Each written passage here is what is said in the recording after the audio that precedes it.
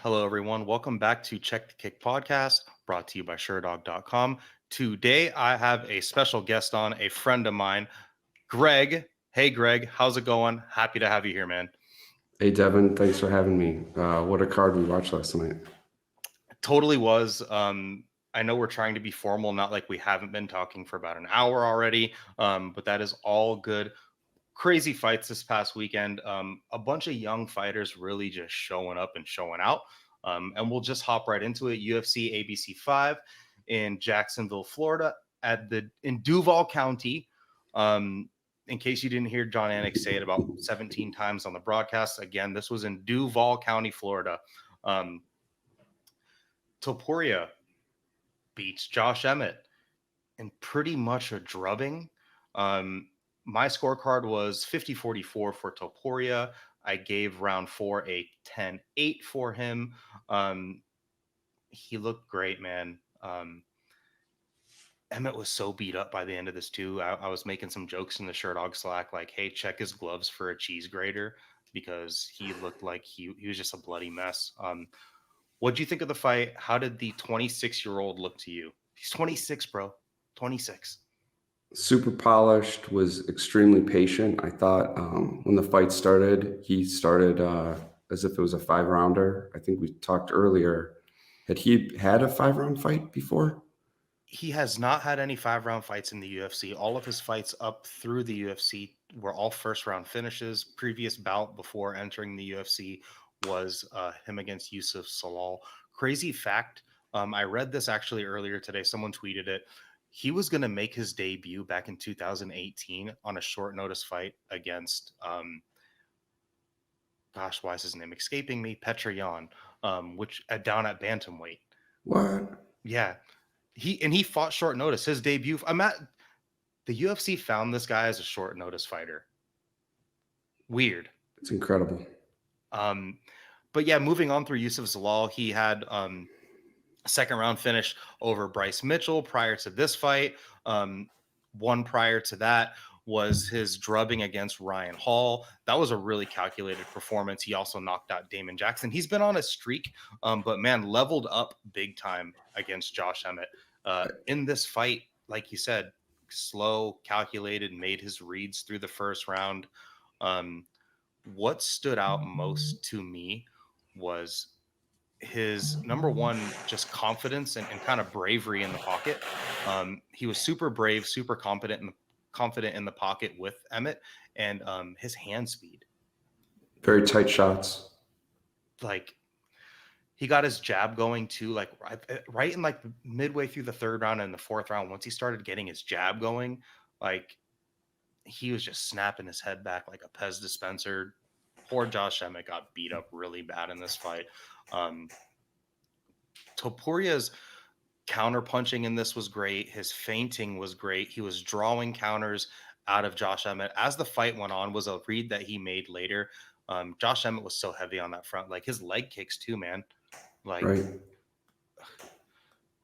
What did you think about Josh Emmett? Tell me what you think about Josh Emmett here. I think he came out like it was a 3-round fight, and I think he wanted to hurt Topuria right away, make a statement, let him feel that power. And Topuria was just super patient with him. Yeah. And but I mean, Emmett kept that pace up for 5 rounds. The guy's a warrior. Everybody likes watching him fight. He definitely leaves it all in there. Did you think after the 4th round that they were letting him come back out? I mean, that 4th round, that thing almost ended, and he was in bad shape. Look, the New York State Athletic Commission might have handled this a little bit differently, but we have to remember that they were in Duval County in Jacksonville, Florida. That's in Florida, right? Duval County? Yeah. Okay. Duval County. It's in Jacksonville. Okay. It's what we saw from the Justin Taffa fight, where like he had one of the worst eye pokes and like one of the worst eye pokes that I can really remember. It was like really bad. And the Athletic Commission, Big Dan is in between in that fight, and the doctor's like, do you think you can go? And I hear Big Dan audibly say, you're the doctor, you make the call. So after seeing that, I wasn't surprised that they let this fight go on. Very fair, Devin. Dude, I'll get my one curse word in, but Josh Emmett is a motherfucker. Like Yeah. dude, in between those rounds, he had every reason to not want to fight anymore. And after the doctors left the cage and it was him, Topuria, and Mark Goddard in the cage, he's the only one that's putting his hands up, calling on the crowd. He Right. loved that moment.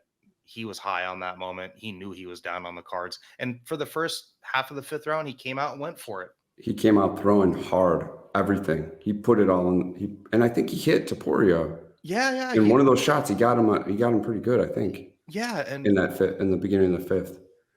he's 38, dude. This is 2 weeks in a row where we had dudes 38 and older, him and Cannonier, show 5-round cardio, super toughness.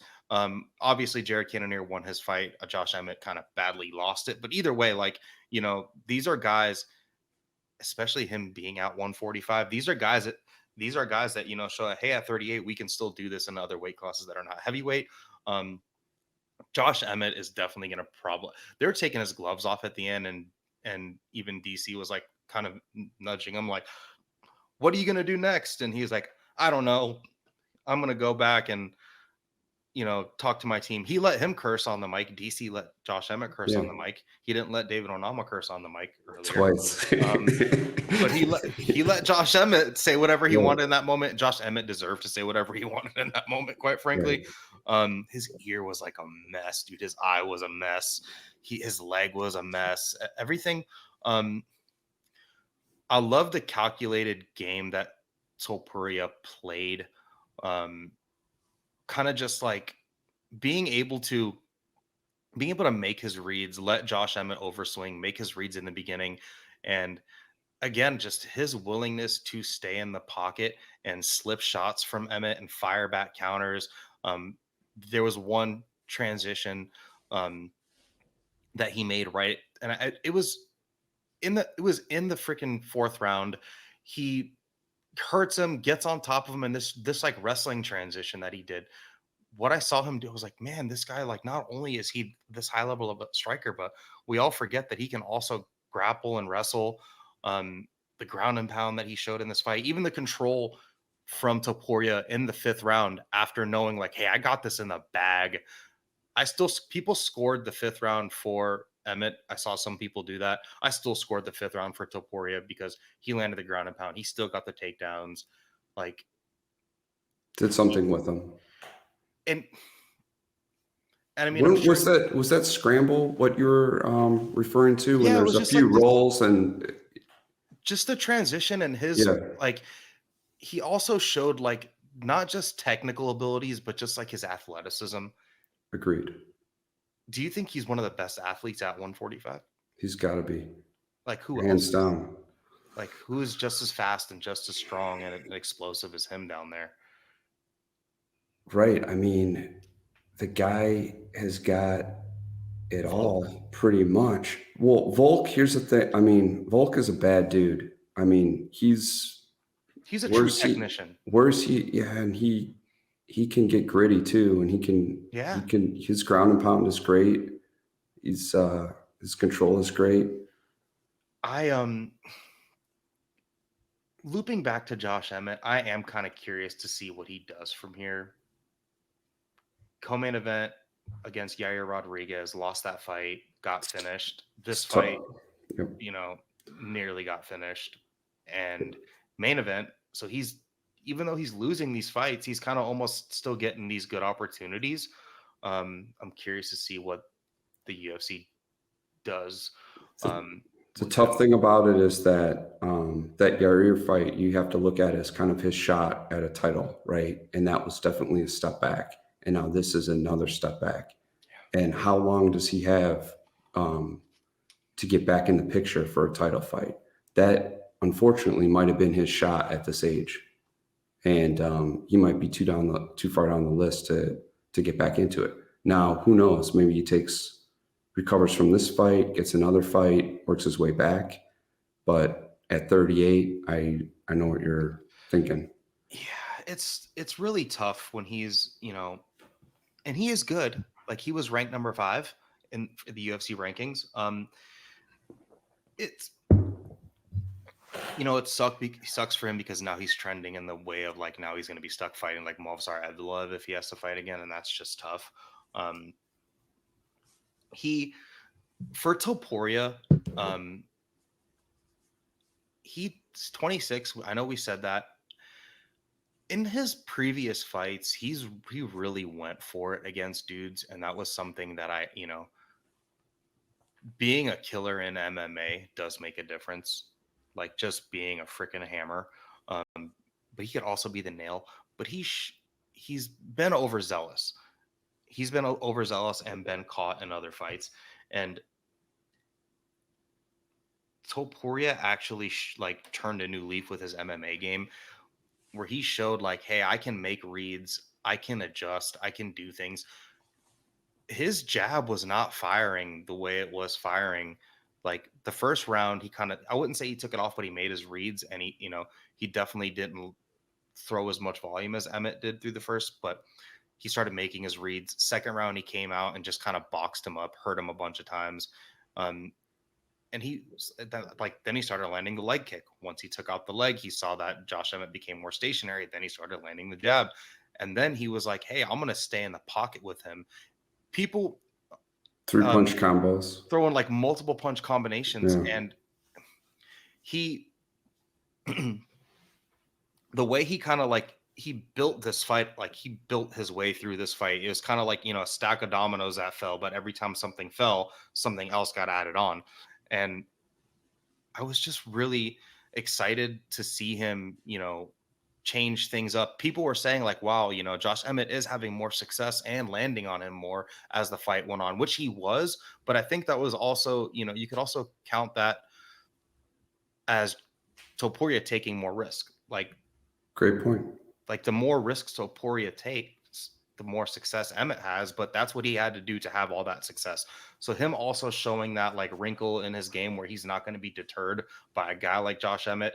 If you're not scared to stay in the pocket with Josh Emmett at 145, sure you'll agree to this, but like you're not going to be scared of being in the pocket with anyone else. Right. And stop. And wasn't Emmett's corner asking him to stay in the pocket and make it like, I feel like during those breaks, the corner was telling Emmett to, stay in there and throw hard and really. I don't know if I loved what his corner did for him in this fight.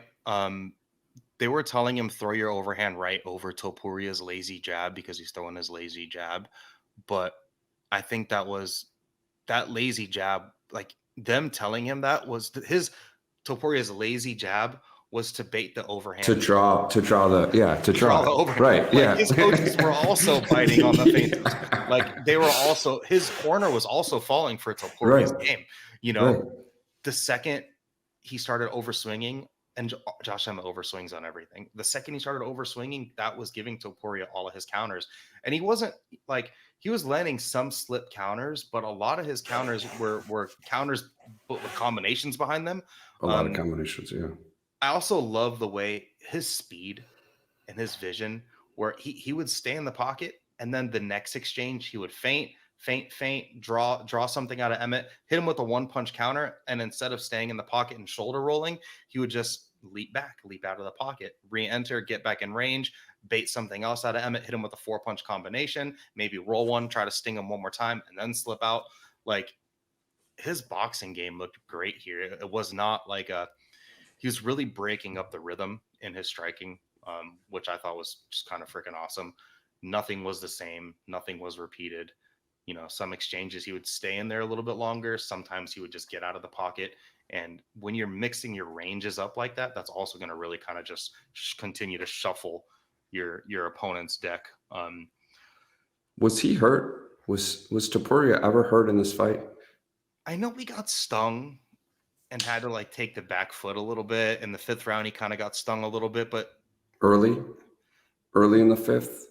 Yeah, early in the 5th, but I don't remember. I mean, dude, not nearly as bad as Emmett was. When you look at their faces after the fight, I mean, it wasn't even close. Poirier showed up to the post-fight press conference with sunglasses on, so he's gonna have a couple black eyes. Yeah. His lip was a little swollen. So like Josh Emmett probably went to the hospital. Right. Like the fourth round was bad. Yeah. I'm surprised that his corner, His corner, what were you going to say? You're surprised that I cut you off. I'm surprised they let him go off. Like, I'm surprised they let him go out there. He's 38. He's fighting in a main event. He's not going to get his win money. I kind of thought the same thing, and they were really hyping him up to go get the knockout, and he came out and he was throwing hard and he was overswinging, mega overswings coming out into the beginning of the fifth round. And then, I don't know. The doctor took a look at him after the fourth round too. Totally. And they were looking at him and they're like, "Are you okay? Do you want to fight?" And he goes, "Yeah." But to your point, they also were looking at Tafa, who clearly had like no ability to even open his eye. It's like that was the easiest. This doesn't continue that I've seen in probably for an eye poke. And I mean, that was like not. I think it was like when Bilal Muhammad got eye poked from Leon, and he was like instantly grabbing his eye, like, "My eye's bad." His eye was bleeding. They're really trying. The reason why they were really trying to get him to fight was because his opponent used to play for Jacksonville. So what county is that? It always got me confused with Key West too, because like Duval Street in Key West, Duval County. I mean, be original, guys. Anyway, great fight by those two dudes. I could go on and on about this forever. Topuria looked great. So with that fight, after what's next for Topuria? I'm thinking Arnold Allen. That's where I'm at. That's where my head's at. Do you agree? Disagree? Probably makes the most sense. I think we should maybe save that and talk about it a little bit more in depth later. Totally. And that'll be part of my second segment. We'll go ahead and move on to Barber and Ribas.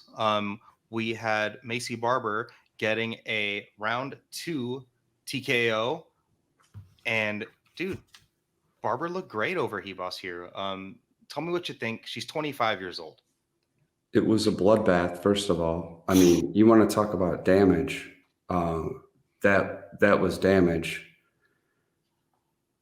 Ribas started off with the pressure, all the feints, going crazy, arms up, juking, the whole thing. And I think all that kind of stopped when Maycee hit her with that elbow when they're up against, they're in the clinch. Now, Ribas was bleeding before that. I don't know what I didn't see the shot. I tried to rewatch it a couple times. I didn't see the shot. Mm-hmm. But wasn't it prior to that? I thought the elbow was in addition to it. No, that elbow happened that elbow is just what broke. It was. And she got real slippery after that. I mean, there was a ton of blood. They went to the ground. I don't think she could hold position. Ribas took her down. They couldn't hold position. I think in part, we discussed that. I think in part because of all the blood. And then Barber got hit in the nose. She started bleeding, she's the type where I think that just made her throw harder. That switch flipped. I think she started, not that she wasn't throwing hard earlier, but that really kicked her into high gear, and she started throwing hard. And then, I'll give Ribas credit because for as much blood as there was, and obviously for as damaged as she was, she kept the pressure. She kept go at it. She wasn't broken by it. Neither one of them. She was not broken at all. That's a great way to put it. But I'll tell you what, that head kick sure changed the game. I mean, that was clean. That was pretty clean. But Barber's ground and pound, I mean, that's nasty. And she does have the mean streak. People talk about the mean streak. She does have a mean streak, 100%. She definitely wants to ground and pound. She definitely wants to throw down. She gets, I don't know if it's her, she gets control and then throws down. And it was apparent. It was major ground strikes. She is one of those female fighters that, so in men's MMA, like I would say in the top 15 of every men's division, probably excluding heavyweight, I would say 12 of those dudes are pure athlete. Like 12 of those dudes are like true athletes Mhm. and good technicians. And then the other two that are there are surviving by being ultimate technicians. And Mhm. those dudes probably aren't fighting for a title. Um, Women's MMA is not like that.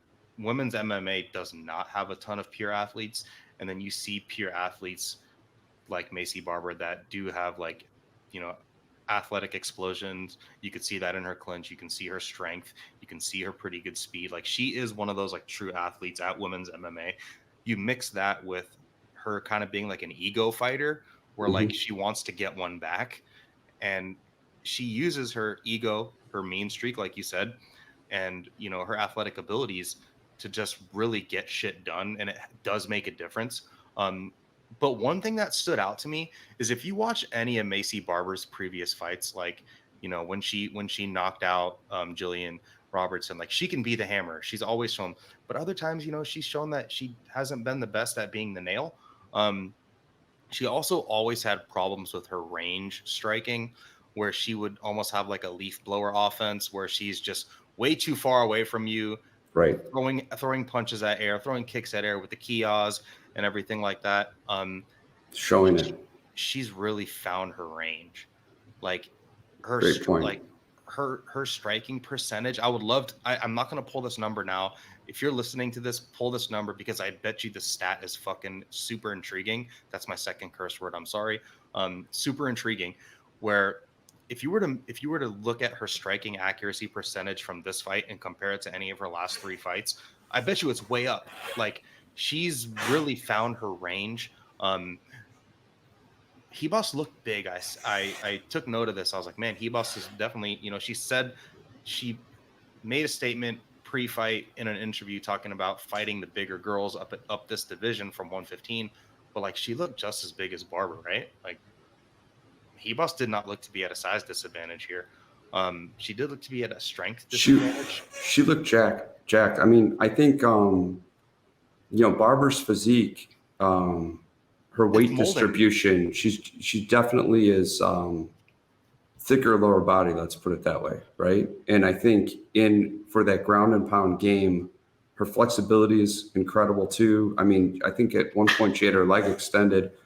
Remember Hebus was chasing the leg lock That's an and Bar- important part of this fight. and that's when Barber was just unleashing. And there was another for a period of time. And why I'm mentioning this is like she had her weight back, right? She was totally in control over her, had her leg extended, and was just ripping off shots. I mean, serious ground and pound. She, And she was able to hold that position maybe when some other woman would have, wouldn't have, frankly.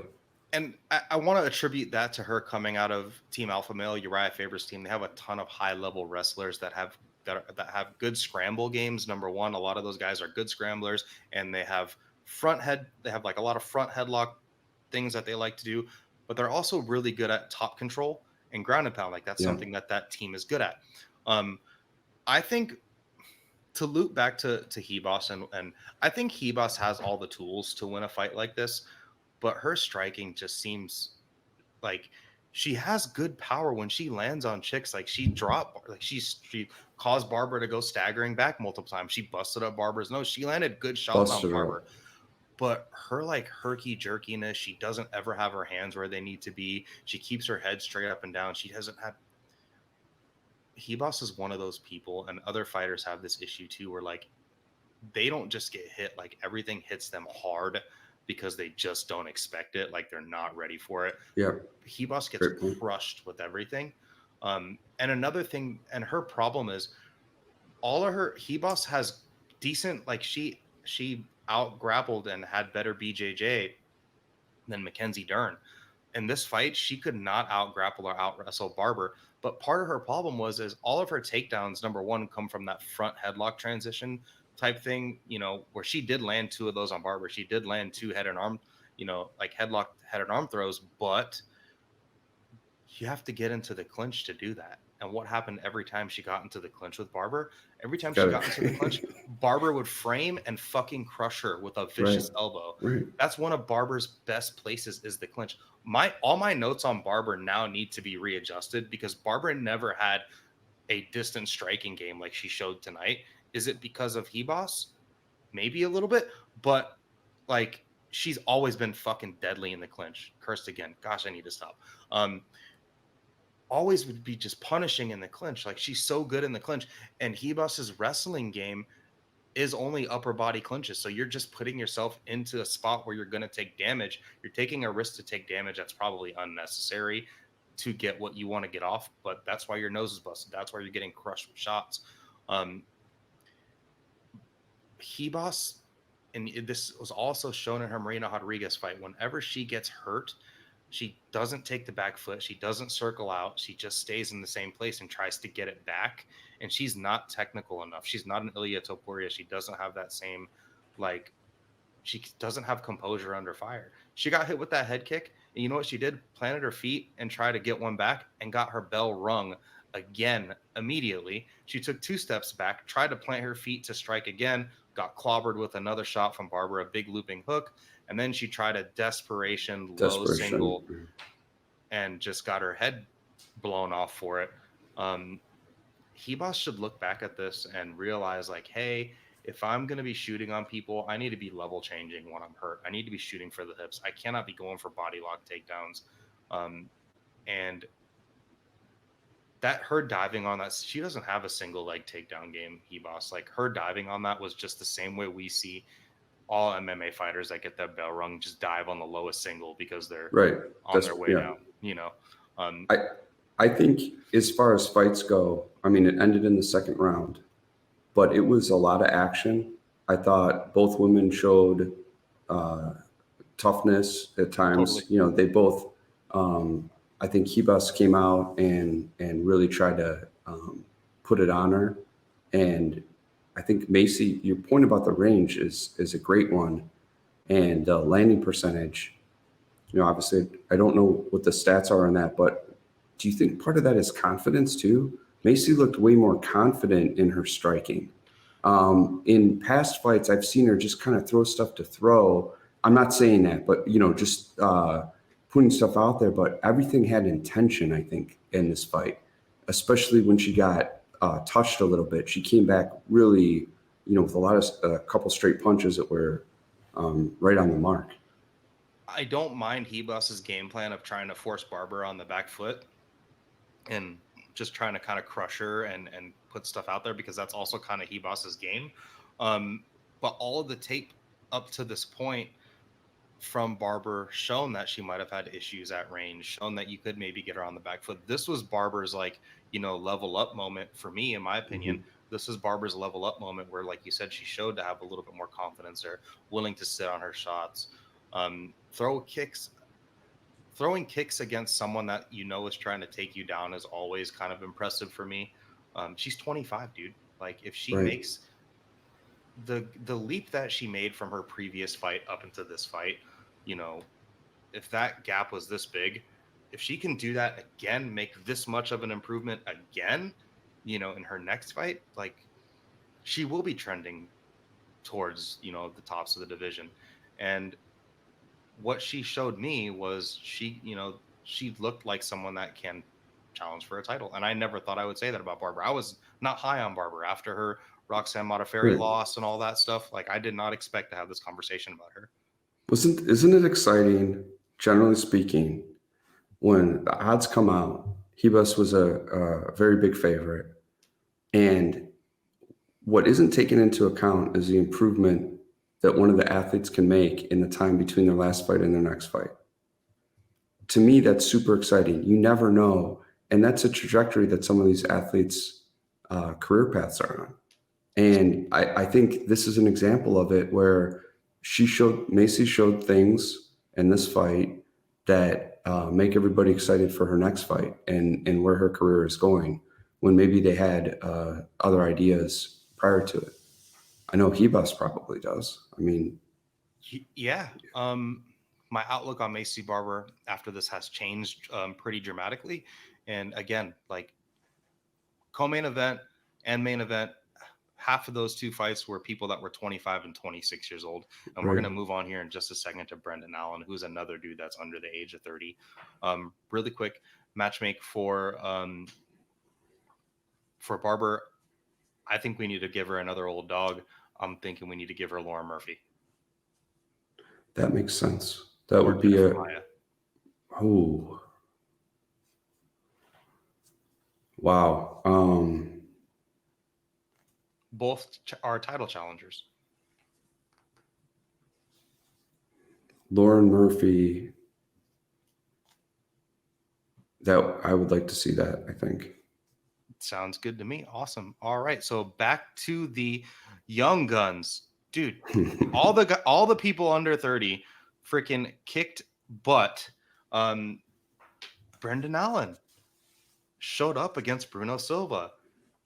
He is another person that I might have lost some hype on. Like I was on the train, I fell off the train, he got knocked out twice, and he goes and gets a club and sub over a dude that's arguably more dangerous than Chris Curtis and Sean Strickland, the last two dudes to finish this guy.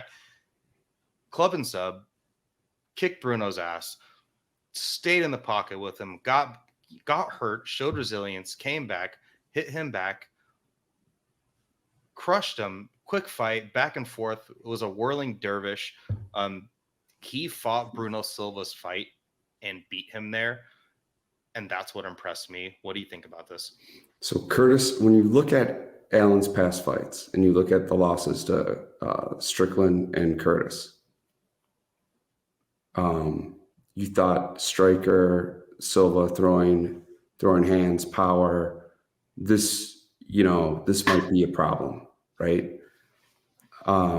He took his shots. I mean, he got hurt, I think, a little bit, but he took his shots. He looked really composed. He dealt some shots, clearly. And the club and sub, and when he had him on the ground to finish him, nothing was rushed. I mean, nothing was rushed. And then he got him to where he wanted to finish him. And he could probably, he knew, but it was just, that's where the experience at, 28 years old, to have that much experience and that much kind of poise in that moment, nothing seemed a surprise to him in this fight. To me, it went kind of how he would have predicted it, maybe minus a couple of the shots that he took, how he would have seen the fight going. It was on his terms, I would say. The fight went down on his terms, and it was really impressive. And I think he's worthy, because of the age. Experience is a big thing. Being in these situations and learning from past experience and stuff like that, it's really a big deal. And to, like I mentioned, to win a fight seemingly on his terms, I think is really impressive. I mean, this dude has fought like everybody. He's fought literally everybody. Lost to Eric Anders back in 2017. He was super young then. This was an LFA. He fought in LFA. Lost to Fluffy Hernandez. That's another loss against a guy that's good. We all know that. But if you look through his record, like Aaron Jeffrey on the Contender Series, he beat Kevin Holland. He submitted Kevin Holland. That was in 2019. Tom Breeze, Kyle Dawkins. Then he got knocked out by Sean Strickland. Okay, cool. Came back, beat Carl Roberson. If you haven't heard about Carl Roberson, anyone should just Google his recent charges that he was just arrested for. Absolutely crazy. Moving on, he beat Punale Soriano, got knocked out by Chris Curtis, beat Sam Alvey. That's Sam Alvey. Close fight with Jacob Malkoun, beat Jocko. This is where he really showed everyone when he submitted Andre Muniz.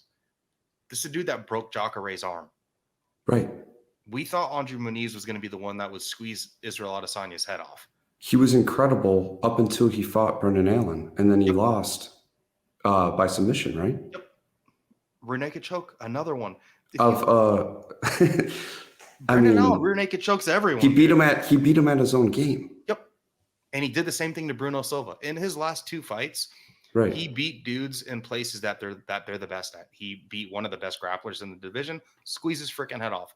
I'm not going to call Bruno Silva one of the best strikers in the division. However, I'm going to call him one of the best brawlers in the division, probably, and one of the best power punchers. Bruno Silva took every single shot from Alex Pereira and went 3 rounds with Alex Pereira on Alex Pereira's, fast rise up to the title. This fight, man, if you're a young MMA fighter and you have a skill set and you really want to hone your skills, like Sanford MMA, dude, they have really built Brendan Allen into a killer. His composure in the pocket, if you look at even the Sean Strickland fight, he was kind of getting his bell rung, nervous in the pocket, definitely didn't know how to react. That's all changed. It's all changed. Like his composure there, man, when a guy like Bruno Silva is just raining shots on you to be able to counter, hurt him, show the composure on the ground, get the club and sub. Is Bruno Silva in the rankings for most body change after USADA's involved in your career? Maybe. But like his body has changed in a weird way, but he's still got the power. Bruno Silva's coming off of a vicious knockout, and man, Brendan Allen, he looked. Let me ask you a question. What's his ceiling? What is Brendan Allen's ceiling? I mean, he's coming off an impressive win. But what do you think? There's that division in particular. We've talked about this before, but that division, it's a little bit stale. Izzy's beaten, everybody. Literally. And is that good for him? Is he ready? Is he? I'm not saying is he ready for a title challenge, but what's the next step? Cannonier also just I'm not going to say reinvented himself, but he looked incredible. He put in the foot in the door that we thought was closing. He's a different fighter than he was when he fought Izzy the first time, and he made the prospect of that more interesting than it was prior to his last fight. I'll say that. But what do you think? What do you think is the next? If you look up he's ranked 13 in the division, and he fought outside of the rankings, but Andre Muniz was ranked prior to that. I think Muniz was 9, wasn't he? Right now Muniz is 14. I don't recall what he was at the time, but he was, between 10 and 15, we'll say. The first few people that are above him are like Nasruddin Imavov, Nasser, who just had that weird fight with Chris Curtis. Kelvin Gastelum is ahead of him, Jack Hermanson, and then number 9 and 8 are Roman Dolidze and Derek Brunson. Sean Strickland already knocked him out. I don't think they're going to run that one back. Chris Curtis is ranked 15, so he's behind him. He's the one that knocked him out prior. Just got to get someone after Strickland and probably something. I'm thinking like a fight with Jack Hermanson or Roman Dolidze is a good fight for him. That's getting him, shot up a good 4 or 5 spots in the rankings. And if he can beat Roman Dolidze, like that would be a killer. I would tune in for that. Roman Dolidze is an amazing grappler and a power puncher. That would be a huge test for Brendan Allen, and Roman Dolidze is huge. I'm gonna go with Roman Dolidze. What do you think? Is that what you do with him next? I'd tune in for that. So what is that? Is that a fight night main event? Make it a fight night main event. Is that a fight night main event? A 5-rounder? Yeah, but they should do it like. Probably do it like in the Apex or some shit. He was calling for a fight in Louisiana. He's like, bring me home. The only person that can sell more tickets here than me is Dustin Poirier. So I don't think the UFC is going to Louisiana, but maybe throw him on a Texas card. He's fought a lot in the LFA. Throw him on a Texas card, make him a co-main event in front of a live, audience there on a fight night, or put him in their main event. When was the last time the UFC was in New Orleans? I can't even recall, man. I mean, just saying. Yeah, do it in New Orleans. That'd be great. Okay, we're going to move on to the next segment of the show. This segment is called What's Hot. We're going to talk about one hot topic. We're going to leave it kind of short. One hot topic in MMA going on right now. That is the future of the featherweight division. And the reason why I want to talk about this is because of Ilia Topuria. He looked He looked great, and the future of featherweight is kind of obscure with how many title defenses Volkanovski has. And what do you think there's gonna happen next? Like, what Can is? I pose it in this manner? I'm going to kick it back to you. Can we Volk wins or Yair wins? Does that have an impact on it? I think it most definitely does. And if it does, what do you think are the next? Who's next in line? You have to automatically assume that if Yair Rodriguez beats Volk, Instant rematch. instant rematch. And I would not be surprised if Yair beats Volk. What are the early odds on that? I don't know. Sorry to. I have no idea. I'm gonna assume that Volk is probably like a 2-1 favorite. But I wouldn't be surprised if Yair beat Volk. I do favor Volk in that fight, but Yair is so dangerous. More than likely, Volk wins. Whatever. Say Volk wins. He's probably going to go up to 155 at that point and try to maybe challenge Islam if Islam's got the belt. He's also talking about the BMF belt. He likes those guys. He likes to fight with those guys too. And then at that point, the future of featherweight gets kind of weird. This was a division that, this division is sandwiched between the two best divisions in MMA. And I'm going to put featherweight as the third best division, with probably bantamweight number 1, lightweight number 2, featherweight being number 3. But guys like Ilia Topuria, Movsar Evloev, even Bryce Mitchell are, definitely reinvigorating this division just in total. Incredible performance from Topuria, which really inserts him into this like freaking big time. I could see him fighting for an interim title, maybe against the winner of Max Holloway and Zombie. Do you think Holloway Volkanovski 4 is something that's to be avoided by the UFC?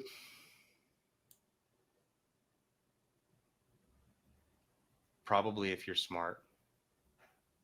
But at the same time, if Holloway refuses to move up and continues to win fights over and over again, and Volkanovski continues to win fights over and over again, you have no choice unless the UFC says, hey, we'll pay you to go away. Right.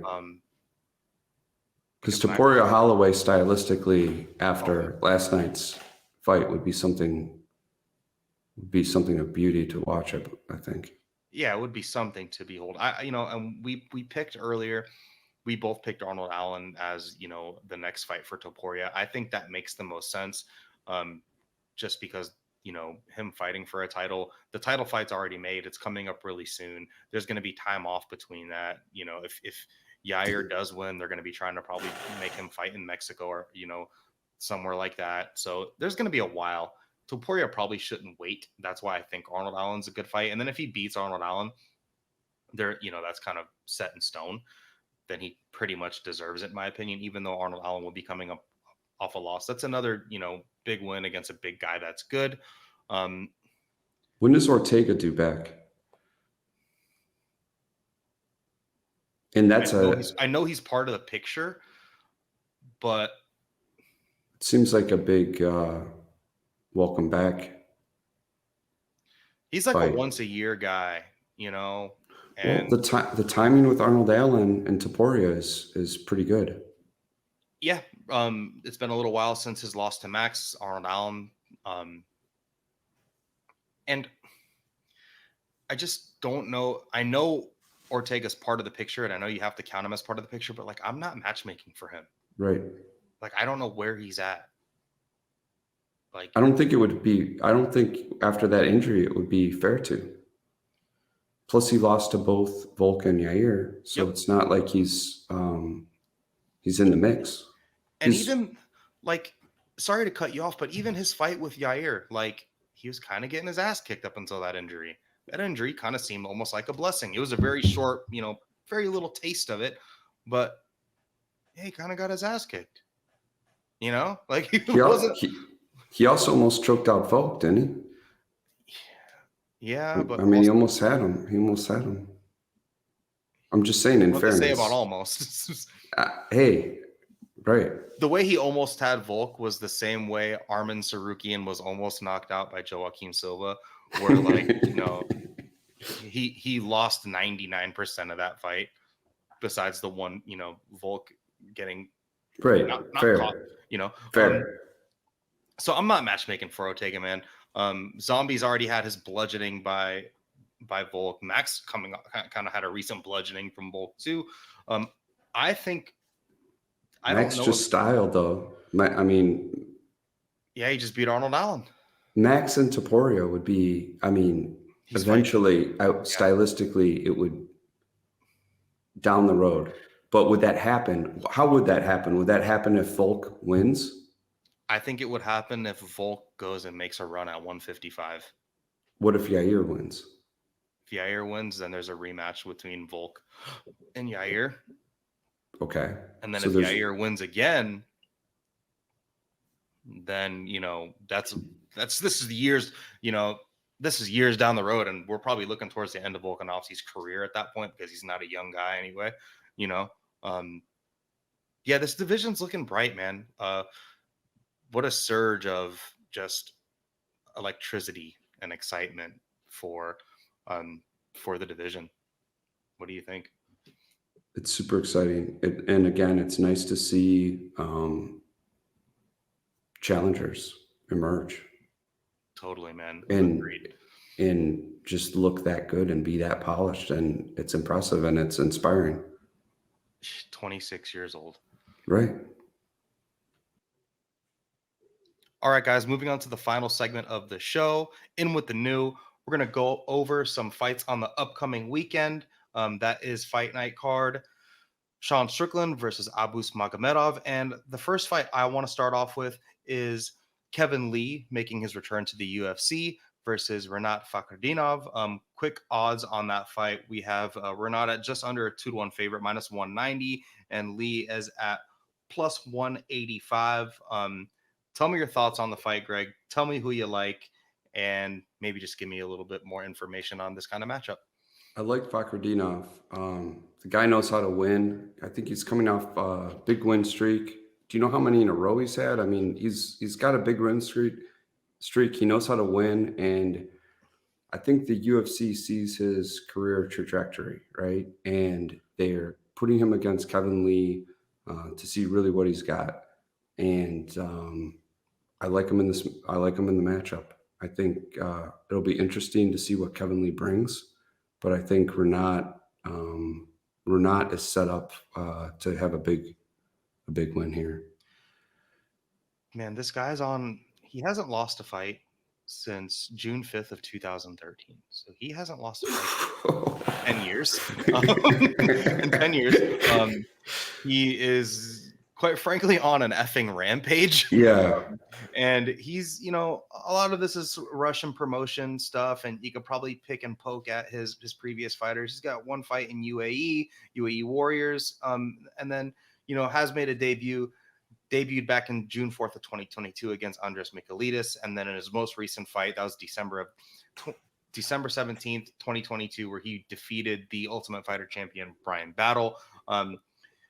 This dude Rinat can kind of do it all. He's got, lots of TKO punches wins, but most of his stuff, he's a grappling specialist. One of those big Russian bear dudes. Typically that's his game.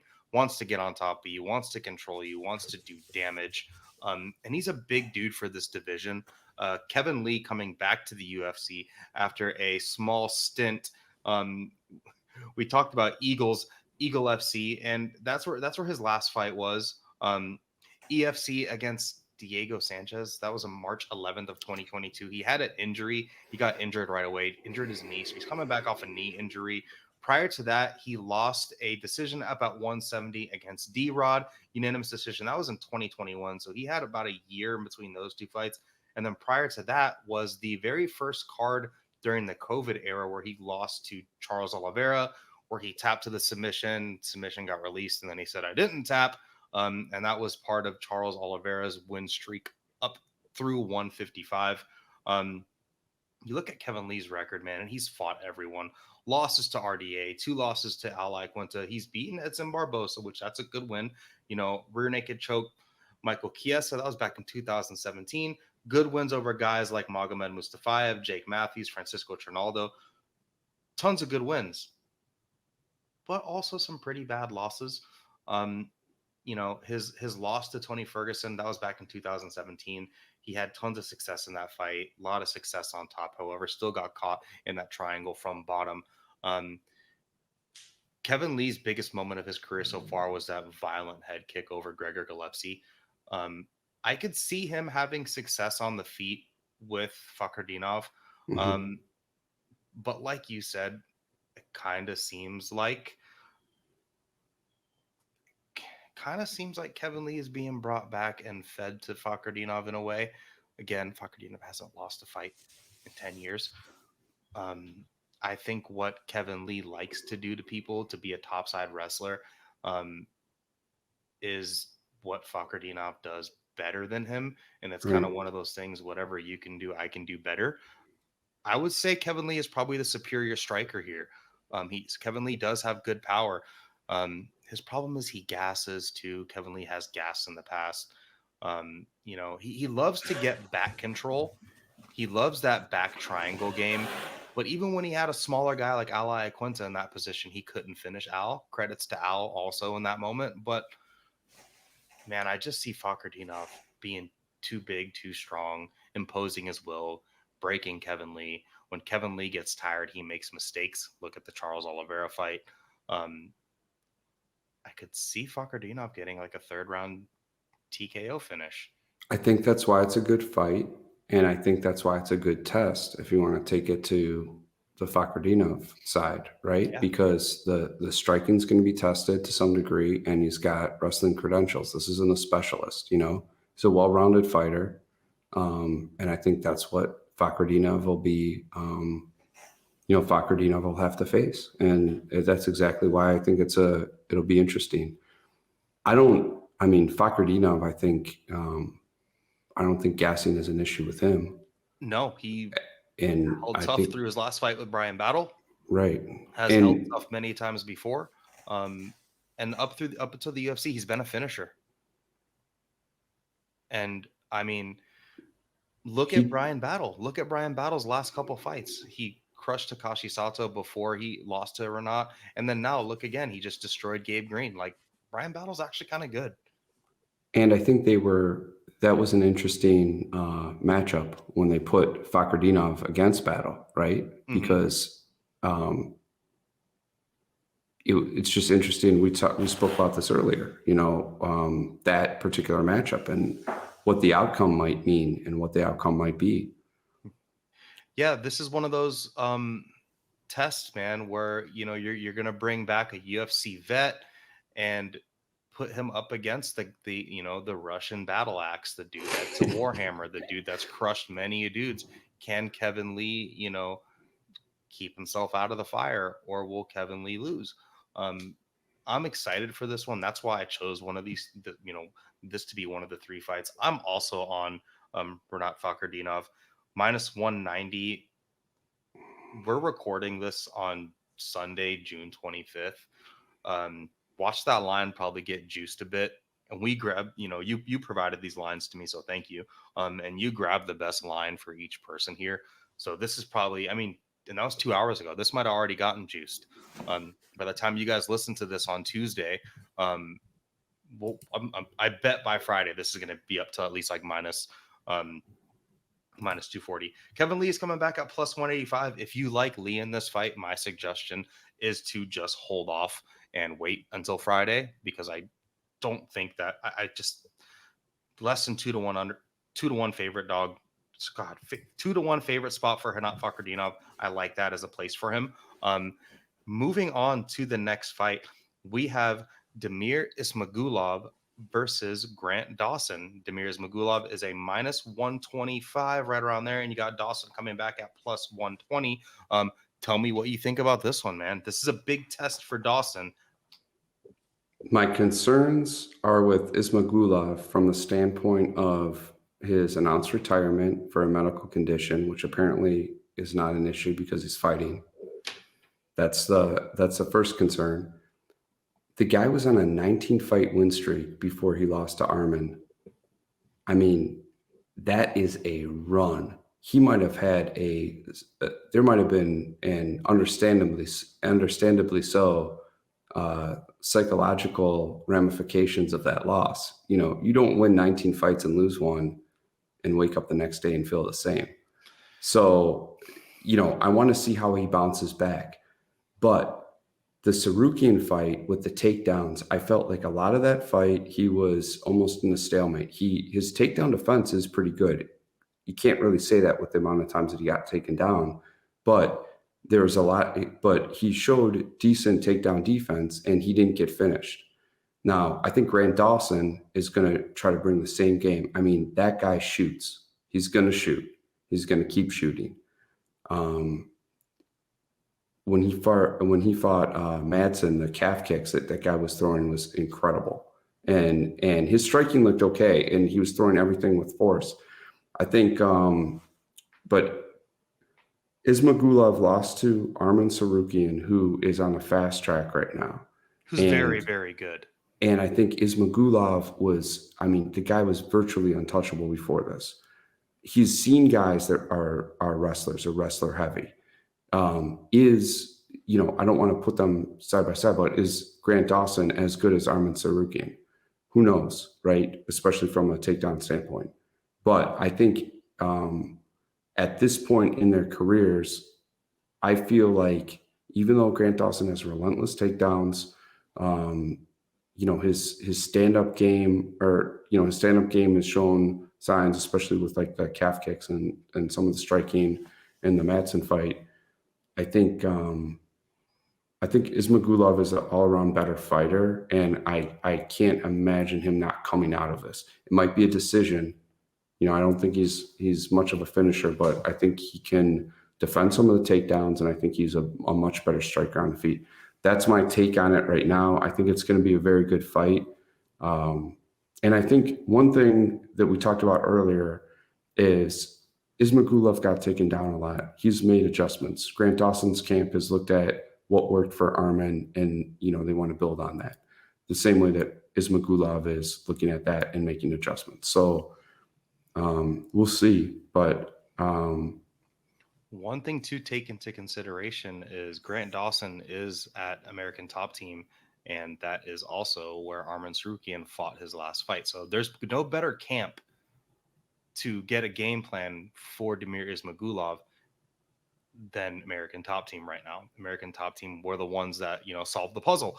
For right. Damir Ismagulov, he, like, prior to his loss against Arman Sarukian, he beat Guram Kutateladze, beat Rafael Alves. Rafael Alves is a super athlete. Does he make mistakes? Yes. Does he come from a pretty good camp? Also, yes. Prior to that, Thiago Moises, Joel Alvarez, like, this dude's got great wins.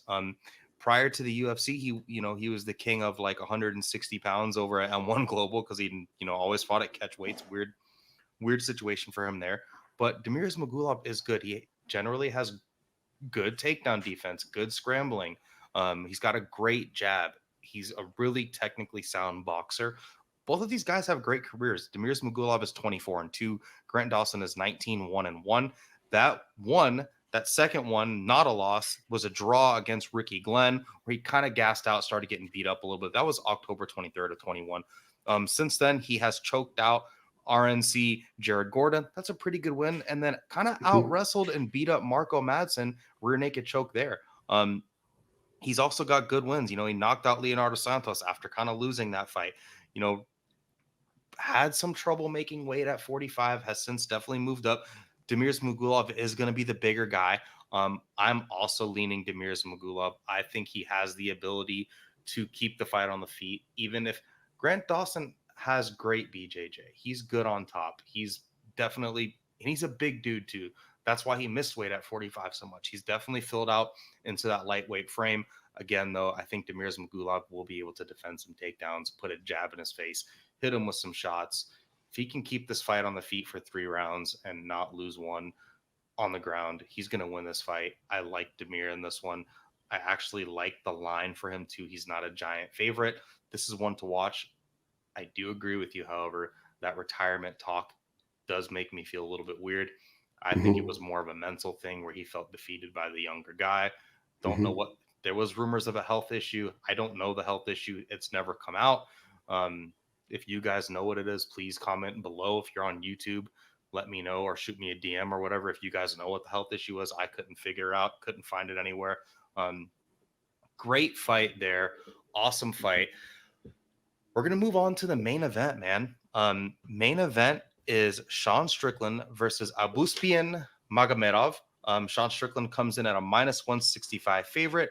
Abus, you can get him back at +150. I'm going to take the reins on this one. I'm going to go first. Abusupiyan is a guy that has had a lot of success outside of the UFC. Fought for PFL for quite a while. Took a long break. Took about 2 years off. Fought for the PFL. Fought for the $1 million. Got knocked out by Lewis Taylor. Lewis Taylor, if you guys don't know who that is, that's actually Bilal Muhammad's head coach. They're really, really good friends. Got knocked out by Lewis Taylor. That was back in 2018. Since then, he's on a 3-fight win streak. 2 of his fights before his most recent fight were outside of the UFC. Submission Kimura versus Stavis. I'm not going to pronounce his last name. That was an EMC 3. And then he had a nice win in KSW, technical submission, guillotine choke his opponent out to sleep.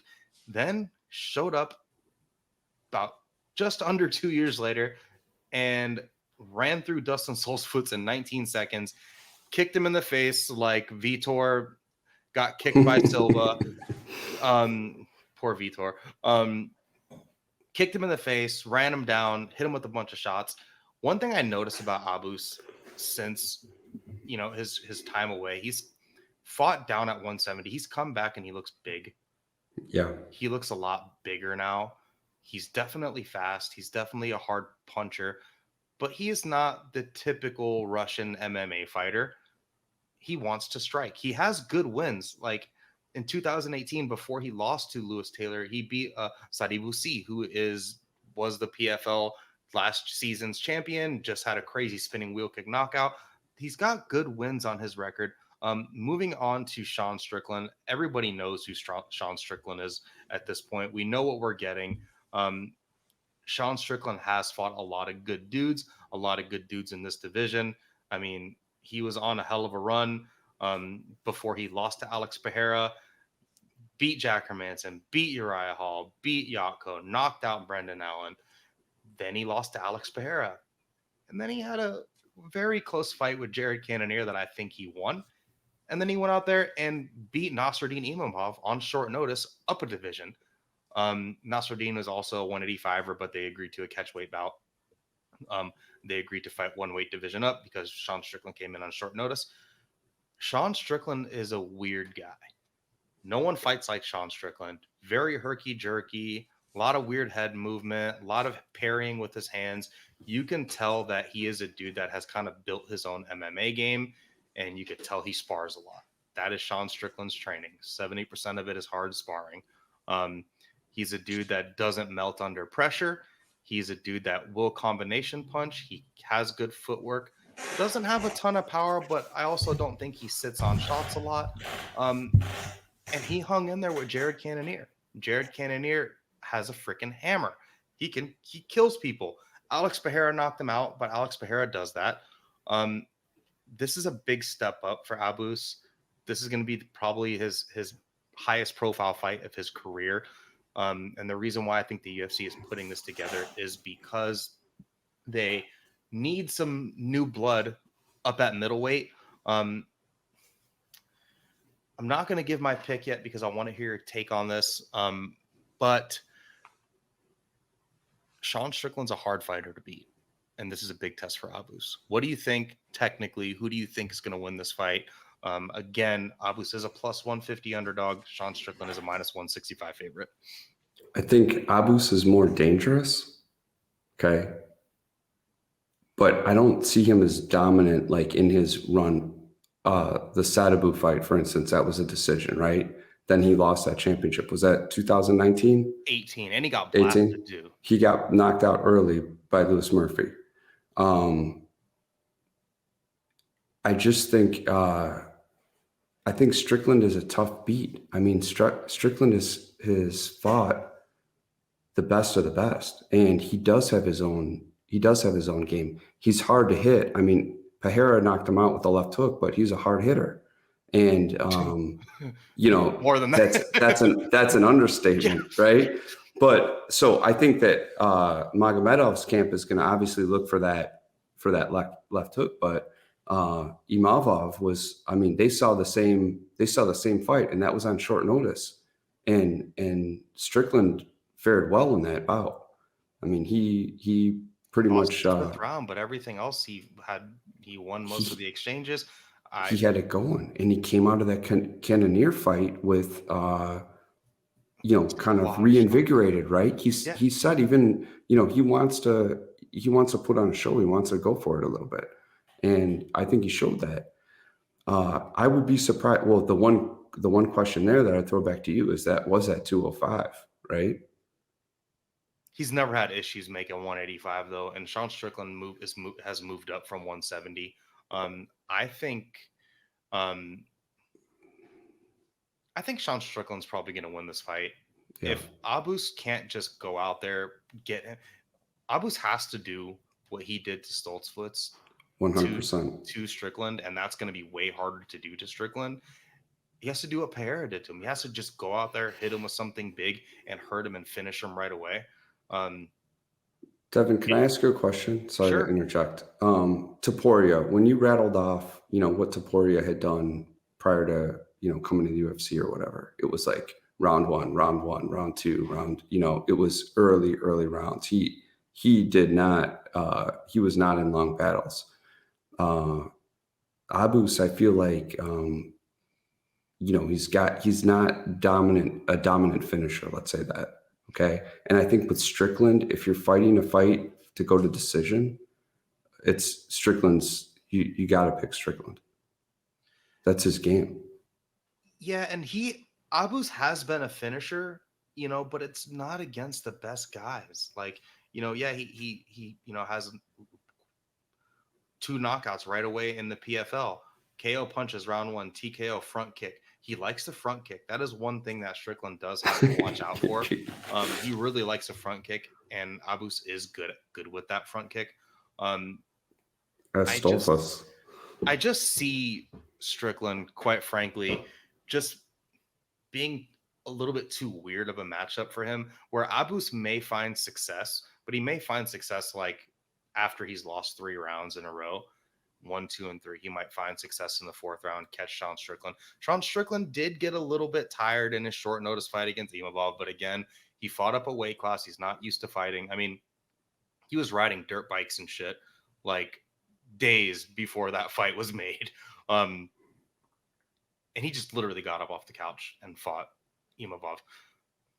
Weird question. Any chance that this goes to the ground?